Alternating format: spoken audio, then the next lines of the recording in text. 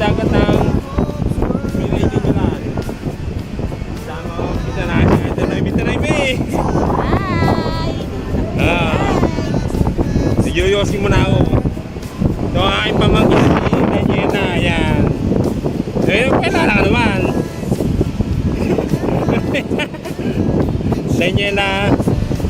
Yun na raw. Yun na. Ano yung sa miso? Nagpa-vlog ka rin ba?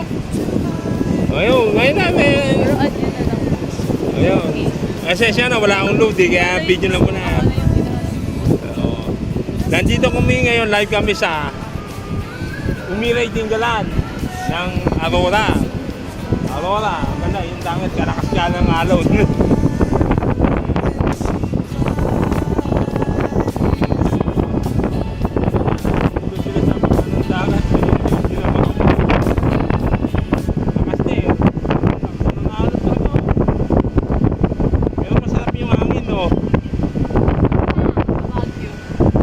Sa Baguio. Yung kagandahan dito, pero yung alon talaga nakakatakot, pero yung hangin okay naman oh. Kaya pala iba gusto pumunta dito. May ka naman nakarating dito. Okay pa lang no. Wala. Isa sa una ka. Sa una. Ito na may ikan na beses ka nakarating dito.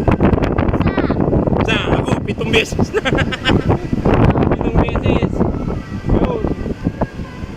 Yan na, nakakatakot niya yung alon talaga dito. Walang naliligo kahit isa.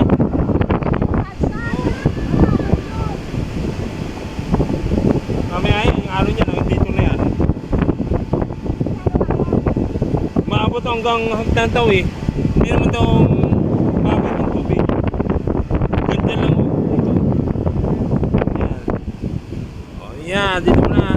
O yosi muna sa tabi dito sa tabing dagat ng yosi muna sa tabing dagat ng Umiray Dingalan ng Aurora.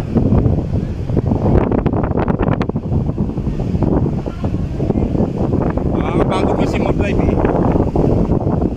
Kaya medyo nakashot ng konti ng Alfonso 1.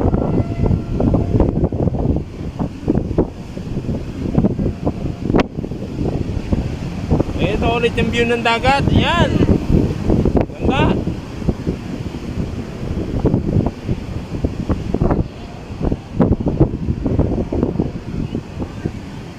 Ayan na.